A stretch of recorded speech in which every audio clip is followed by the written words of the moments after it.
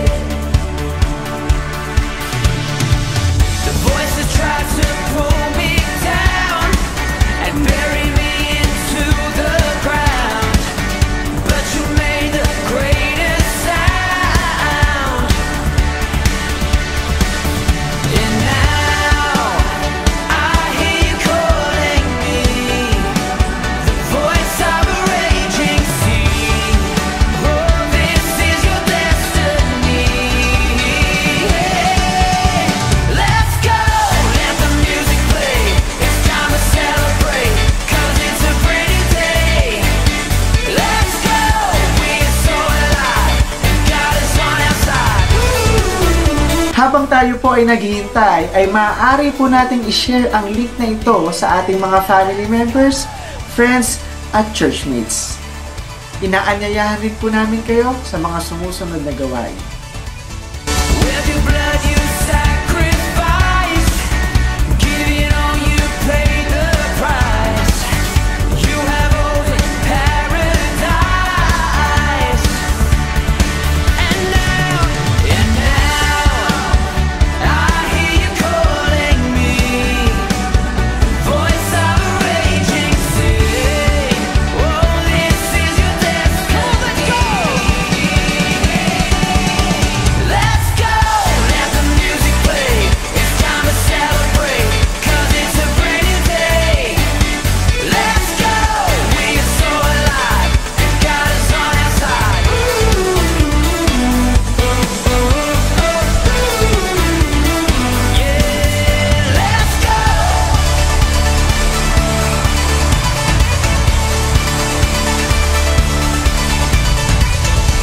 Your glory rises like the sun, radiating life to everyone. Now death is over and I'm alive.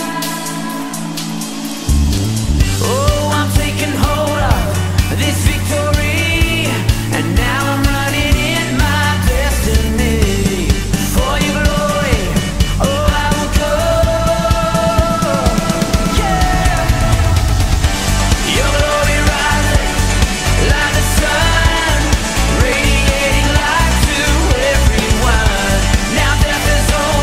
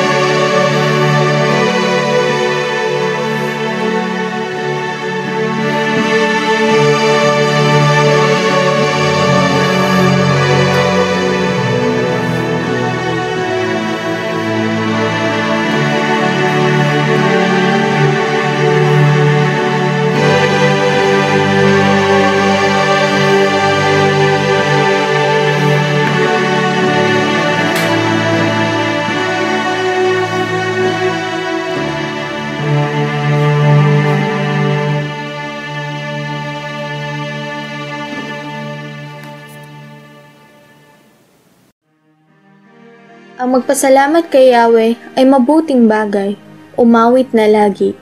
Purihin ang ngalang kataas-taasan, pag-ibig niya'y wagas ay dapat ihayag, kung bukhang liwayway.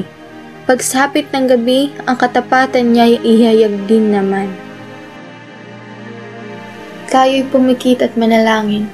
O Diyos ng kataas-taasan, gabayin mo po kami sa aming pagsamba, na naway ang iyong mga salita ay tumagos sa aming damdamin at isipan. Na naway iyong banal na espiritu ay bumalot sa aming mga katauhan. At ikaw po ang magbukas ng aming isipan upang ang iyong mensahe ay pumulagitna sa aming buhay. At sa panalangin kong ito, naway ang mga matitigas na puso ay lumambot dahil sa iyong pagmamahal. At ikaw po ang pumulagitna sa aming pagsamba. Sa pangalan ni Jesus, Amen.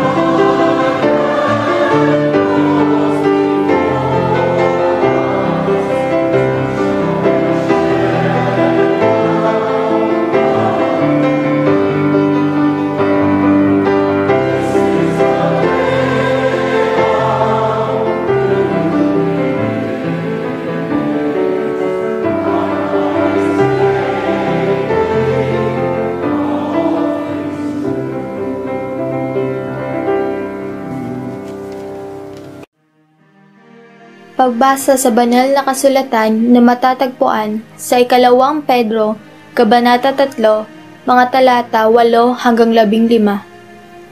Mga minamahal, huwag ninyong kakalimutan na sa Panginoon, ang isang araw ay tulad ng 1,000 taon at ang 1,000 taon ay tulad ng isang araw lamang. Ang Panginoon ay hindi nagpapabaya sa kaniyang pangako gaya ng inaakala ng ilan. Hindi pa niya tinutupad ang pangakong iyon alang-alang sa inyo.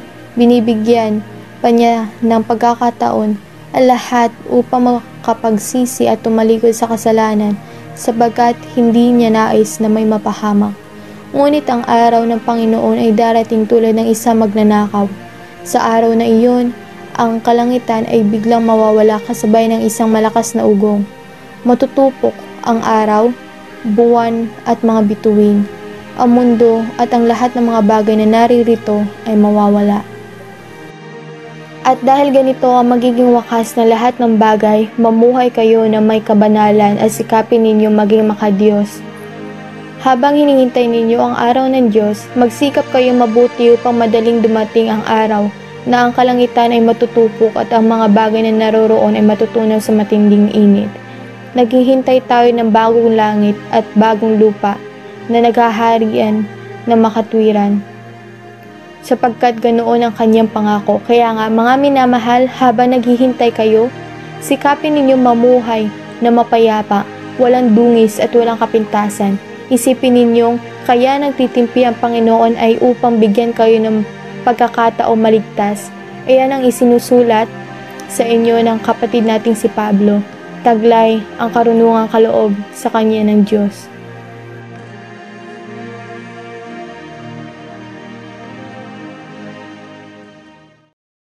Magandang gabi mga minamahal kay Kristo. Tayo po ay magpuri at magpasalamat sa patuloy na pag-asa na ating nadarama mula sa ating Panginoong Diyos na dakila.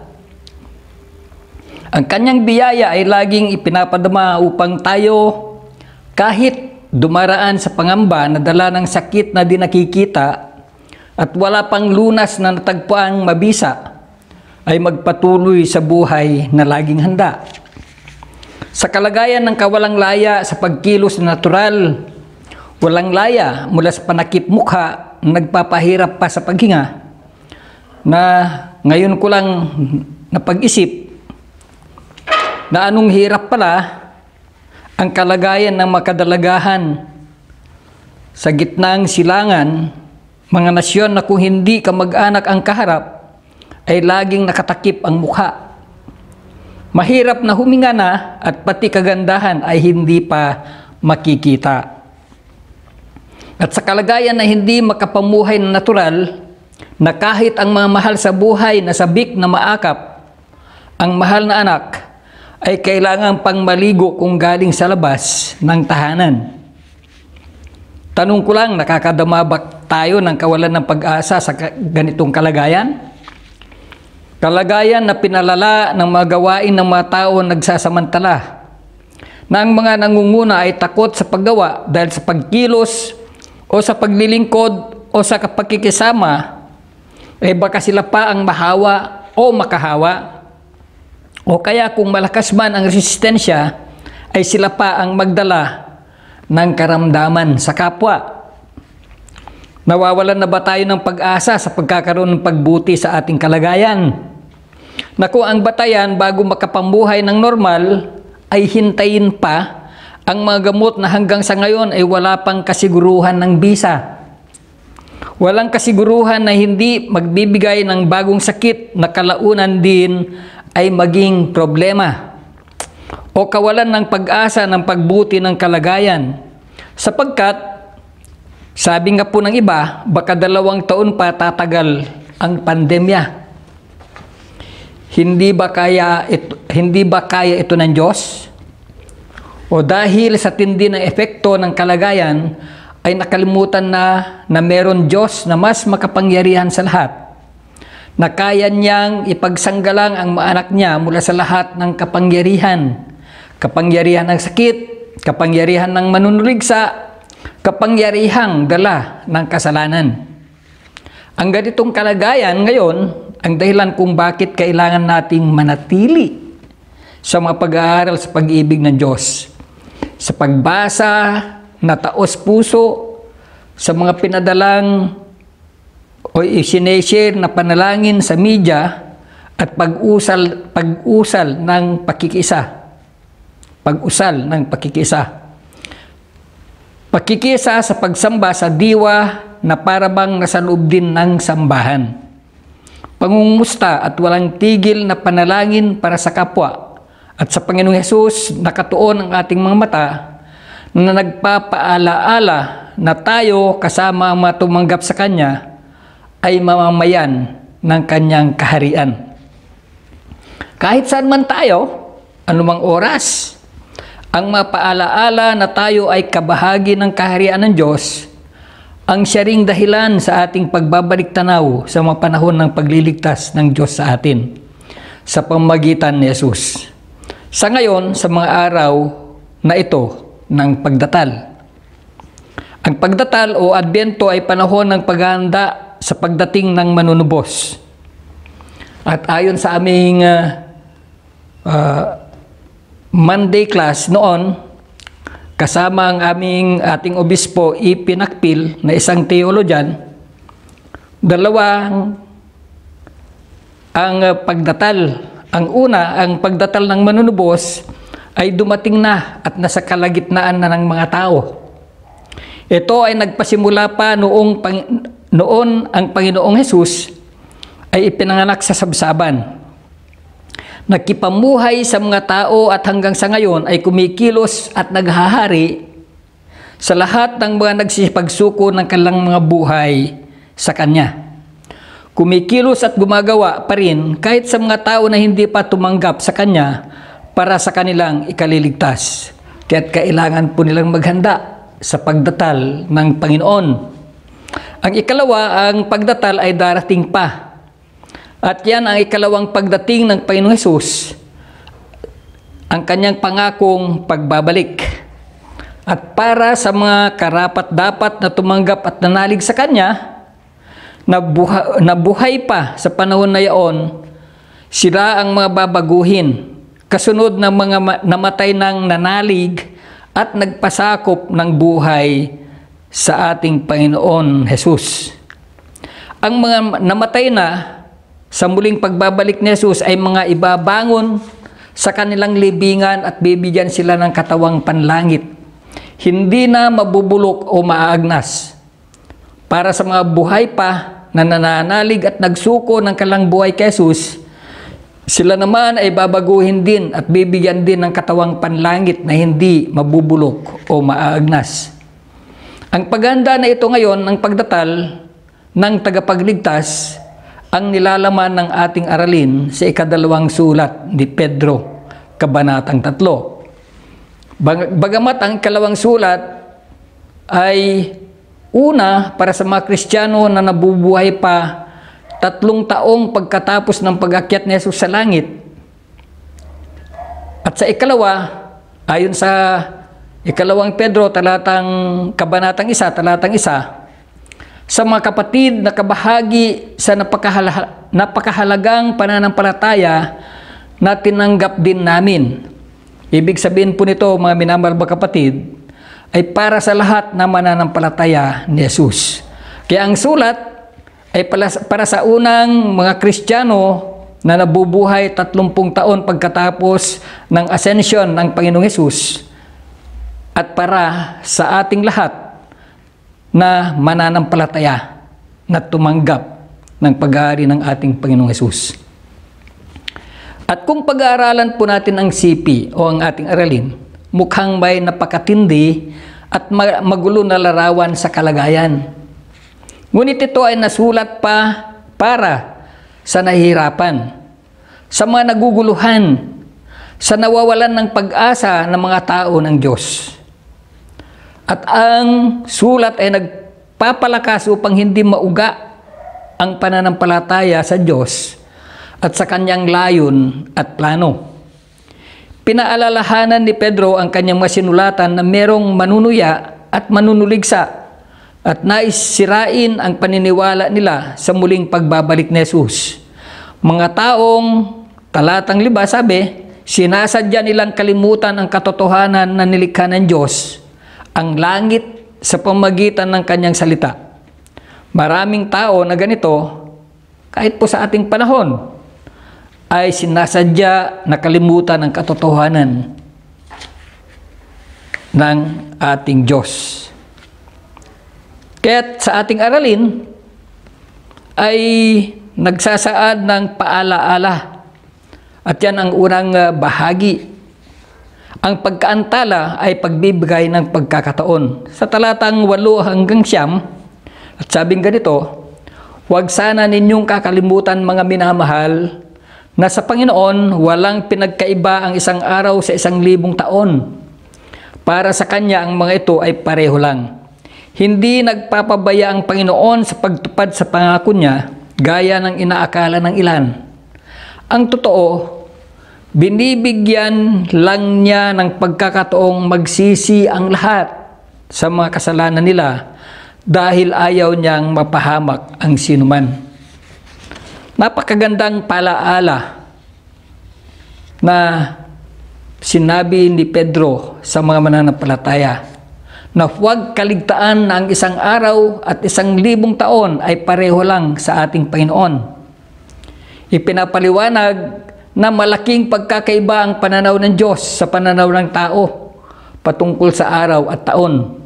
At kay Pedro, ang pangunawan niya kung bakit ang matagal nang hinihintay ng mga mananampalataya sa muling pagdating ng Panginoon ay di pa dumarating dahil sa kanyang malaking pag-ibig sa lahat ng tao. Yun ay naaayon din sa awit 70, talatang 4. Ang 1,000 taon sa amin ay parang isang araw lang na lumipas sa inyo o parang ilang oras lang sa gabi. Bagamat ang talatang ito ay ginamit ng mga unang iglesia na panukat sa pagdating ng Panginoon, ngunit ang katotohanan ay ang awit 70 ay pagpapahayag lamang na sa haba ng buhay ng tao ay hindi maihalintulad sa panahon ng Diyos. Kay Pedro ay paghahambing lamang sa kawalang hanggan ng Diyos sa kulang na pasensya ng tao.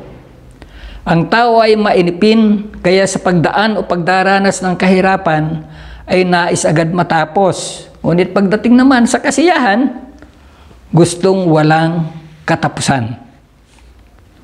Bahagi rin ng dahilan ni Pedro sa pagbabanggit ng panahon ng Diyos ay upang di madaya ang tao o mailigaw ng katuluan na hindi magkaroon ng hustisya galing sa Diyos.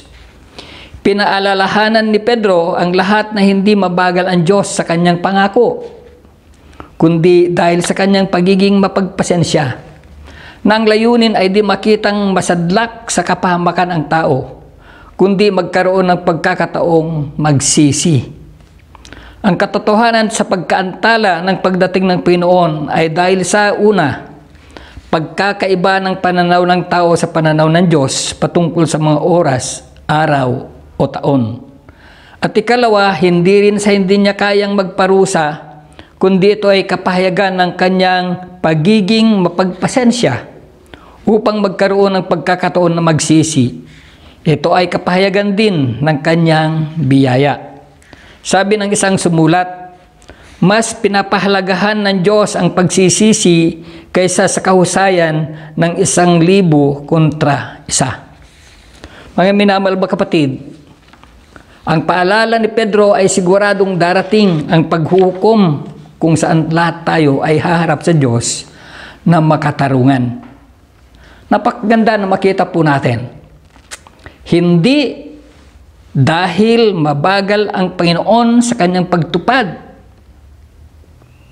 sa kanyang pagbabalik ng Panginoong Jesucristo, kundi ito ay dahil pinagpapasensyahan niya ang mga tao upang magkaroon ng pagsisisi at hindi sila masadlak sa karimari-marim na pagkasadlak ng mga makasalanan. At ang pangalawang ipinapakita ng ating aralin ay ang pagdating ay tiyak. Tiyak po ang pagdating ng ating Panginoong Hesus pag kanyang pagbabalik. Sabi sa talatang 10, ang araw ng Panginoon ay darating na tulad ng isang magnanakaw. Sa araw na iyon, biglang mawawala ang kalangitan na may nakakapangilabot na ugong. Masusunog ang lupa at mawawala ang lahat ng nasa lupa. Ang pagdating ng Panginoon ay tiyak. Yan po mga minamahal mga kapatid. Huwag po nating sabihin na hindi darating ang sinabi ng Panginoong Hesus na kanyang pagbabalik. Darating ito gaya ng magnanakaw. At ito ay binanggit din ni Jesus nung kasama pa niya ang mga alagad bilang kasagutan sa katanungan kung kailan darating ang kaganapan ng lahat. Sabi po, sa araw na iyon, biglang mawawala ang kalangitan na may nakakapangilabot na ugong, masusunog ang lupa, at mawawala ang lahat ng nasa lupa. Kaya't sabi ko nga po, ay nakakapangilabot na tanawin at ito ay darating. Ang lahat ay mahahayag, wala pong maitatago. Kung tayo po'y gumawa ng hindi kaaya-aya sa harapan ng Diyos, ito ay mahahayag. Kaya't sa pagbabalik ni Jesus sa panahon na hindi gaano inasahan, kailangan po ito ay paghandaan.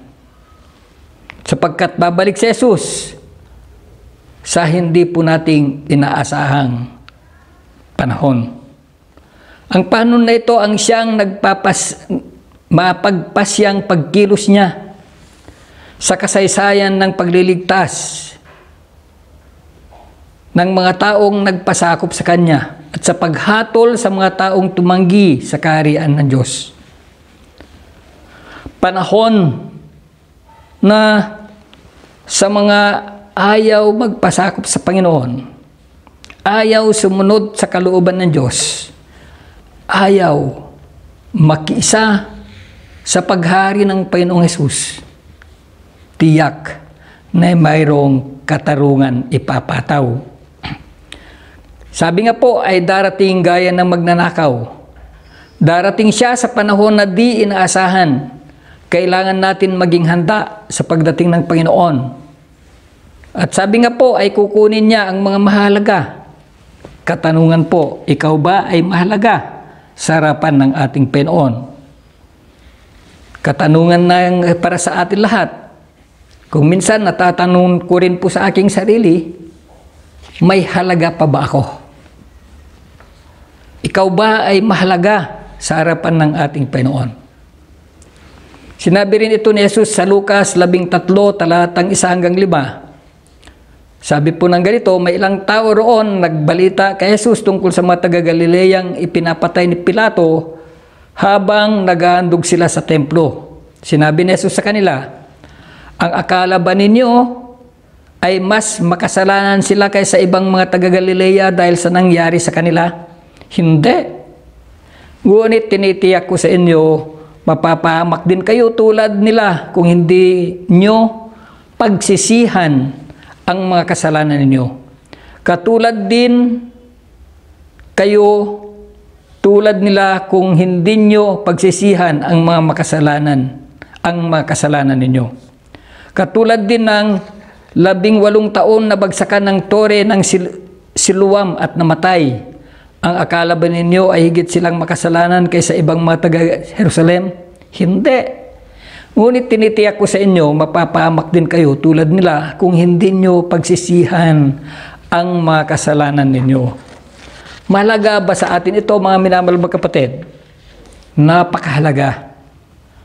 Ito ay mahalaga. Kaya't kailangan natin na alamin ang ating mga katungkulan. Hindi po basta-basta lang po tayo nagbabantay, hindi basta naghihintay, kundi meron tayong mga katungkulan. At ang ating katungkulan ng ang umasa. Sabi sa 11 talata hanggang 12 ay ganito, kung ganito ang magiging kahinatnan ng lahat, dapat kayong mamuhay ng banal at maka-Diyos habang hinihintay niyo ang araw ng pagdating ng Diyos at ginagawa ang makakayanan niyo para mapadali ang pagdating niya. Sa araw na ito, masusunog ang langit sa apoy at matutunaw ang lahat ng nasa lupa sa tindi ng init. Napakaliwanag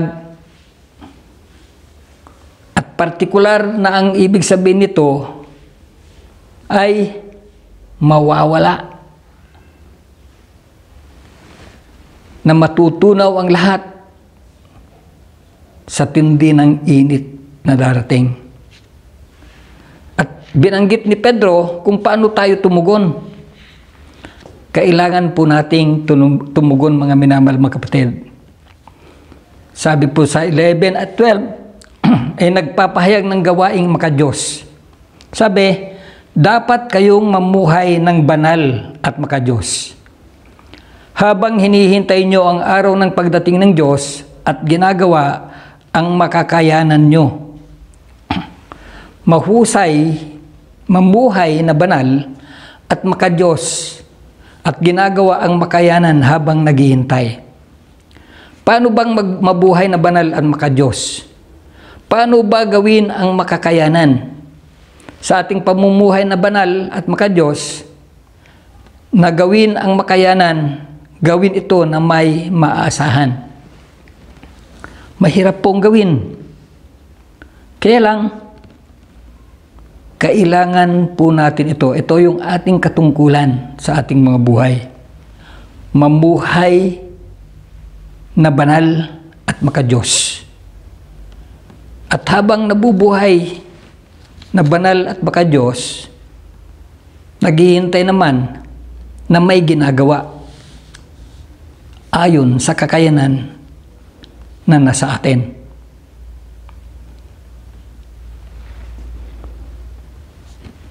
Sabi ng talatang 13, ngunit ayon sa pangako niya, may maaasahan din tayong bagong langit at lupa na paghaharian ng katarungan. Kung alam nating may maaasahan, paano tayo mamumuhay? Ang ating pamumuhay, sabi po sa 14, kaya nga, mga minamahal, habang inaasahan nyo ang bagay nito, pagsikapan ninyong mamuhay ng mapayapa, malinis at walang kapintasan sa paningin niya. Alalahanin nyo na kaya hindi pa dumarating ang Panginoon ay para bigyan ng pagkakataong maligtas ang mga tao. Gaya nga ng mga isinulat sa inyo ng mahal nating kapatid na si Pablo sa pamagitan ng karunungang ibinigay sa kanya ng Panginoon. Mamuhay na payapa, malinis at walang kapintasan sa paningin niya.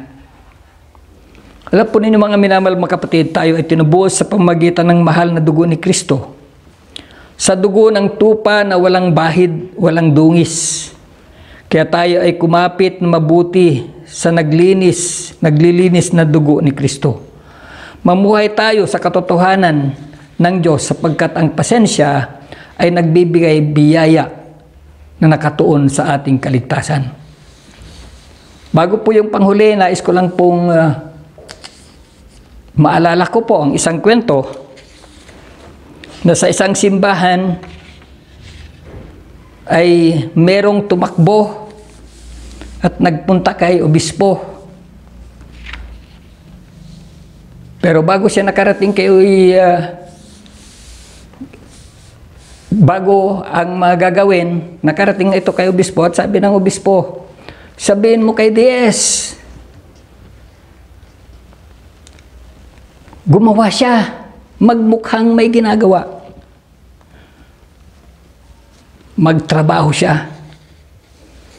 Sabi naman ng DS, sabihin mo sa lahat ng mga pastor at mga diakonesa, gumawa sila. Pagmukhain mo silang mga busy sa kanilang mabuhay. Ganun ba mga minamahal mga kapatid? Ganun ba ang ating mga ginagawa? Ganun ba ang ating mga katungkulan? Ang ating katungkulan ay patuloy na mabuhay, naghihintay at gumagawa sa harapan ng ating Panginoon. Ang ating paghihintay ay nakaugnay sa pagdatal. Sa muling pagbabalik ni Kristo Jesus, tayo ay magbantay. Ito ay paghihintay na gumagawa, namumuhay na banal at makadiyos, ginagawa ang lahat na makayanan, na kahit maraming pagsubok, natatakot sa kalagayan sa gitna ng pandemya, patuloy na magtiwala na hindi tayo iiwanan o papabayaan ng ating Panginoon. Gawin natin ang paglilingkod nagtitiwala sa proteksyon at pag-iingat ng Diyos. Ano ba ang ating ginagawa sa ating paghihintay? Ibinibigay ba natin ang buong kaya ang ating mga katungkulan? Masaya ba tayo sa ating mga gawain habang naghihintay?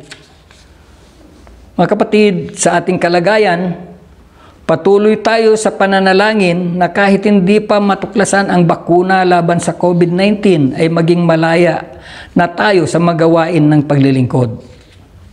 Gaya ng mga naunang karamdaman o pandemya na dumaan na sa kasaysayan ng ating mundo, na kahit ang mga tao na hindi nabigyan ng gamot o bakuna laban sa masakit ng pandemya na nakaraang mga taon,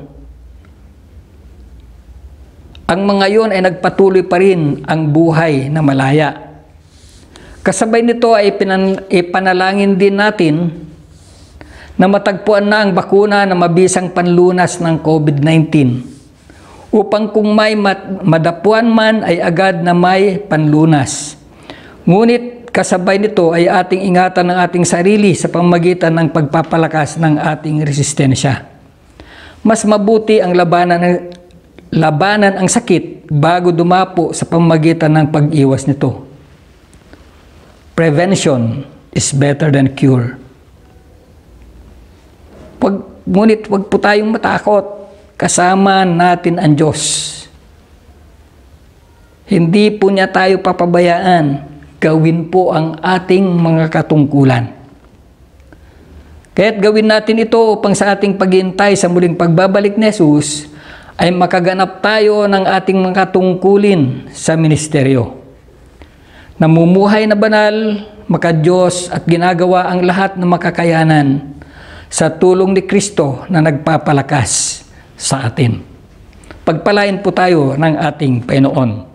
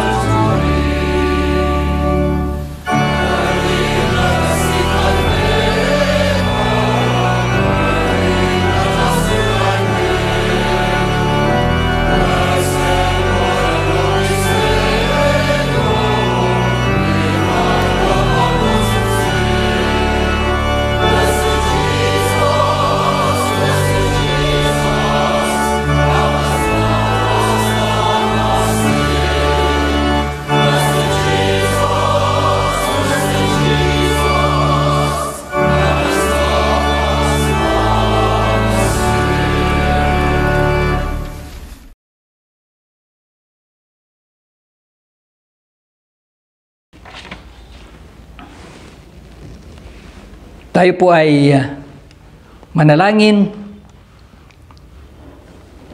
Salamat o Diyos sa aming Panginoon sa pag-asa ng pagliligtas, sa muling pagbabalik ng iyong anak na si Jesus upang ang lahat na naghihintay, nagbabantay, nabubuhay sa kabanalan ay patuloy o Diyos na umasa sa iyong mga pangako. Salamat sapagkat kagaya ng pahayag ni Pedro sa mga unang Kristiyano na may katotohanan ang iyong pagbabalik, ang pagbabalik ng aming Panginoong Hesus. Naniniwala po kami, Panginoon, na sa oras na kami ay iyong kukunin, kami na tumanggap at tanalig sa iyong anak na si Jesus, yun na ang iyong pagbabalik sa iyong pagsundo sa bawat isa sa amin. Dumating man o hindi pa man dumating ang minsanang pagpunta ninyo upang ipahayag ang iyong paghahari, na kahit ang mga patay na nananalig sa iyo o Panginoong Hesus ay mabubuhay at magkakaroon ng katawang hindi po masisira o maagnas. Salamat din sa pag-asa na kahit po sa gitna ng aming mga pagdarahop o mga paghihirap sa kalagayan na aming kinasasadlakan po ngayon, ay pinapakita po ninyo ang iyong proteksyon, ipinapadama po ninyo ang iyong presensya, hindi ninyo kami pinapabayaan. Kaya't dalangin po namin na patuloy nawa na samahan kami at sa aming pagkilos, pagsunod, pamumuhay na banal at makadiyos, sa aming paghihintay sa araw na iyon na darating sa lahat ng tao, ang paghari ng iyong anak na si Jesus, kami ay matagpuang nakahanda, gumagawa, buhay sa kabanalan, buhay na naglilingkod po sa inyo. Dalangin din po namin, Panginoon, na patuloy na palakasin ang aming mga buhay, ang bawat isa sa amin. Kahit po ang aming mga gawain sa aming iglesia, kahit po ang sa aming pagnanais na mahatiran ng mabuting balita at pag-asa ang mga taong nahihirapan dahil po sa kalagayan, dalangin po namin na ang proteksyon na ito ay mapasa bawat isa sa amin, na hindi na namin kailangang matakot, kundi magkaroon po kami ng kalakasan, katatagan, sapagkat kayo po ang nag-iingat po sa amin. Salamat po, Panginoon. Salamat sapagkat maasahan ang iyong pangako sa bawat isa. Salamat po sa iyong pag-ibig at pagliligtas. Higit sa lahat, salamat sa iyong biyaya sa bawat isa sa amin. Ito ay aming dalangin sa dakilang pangalan ng iyong anak na si Jesus. Amen. At sa ating Panginoon, nagbigay ng kanyang biyaya at pagpapala, patuloy na ipinapadama ang pag-ibig at pagliligtas, ang gabay at patnubay, ang kanyang pakikipisan ay sumaatin lahat sa ating Diyos na makapangyarihan sa lahat, Diyos Ama, Anak at Espiritu Santo. Amen.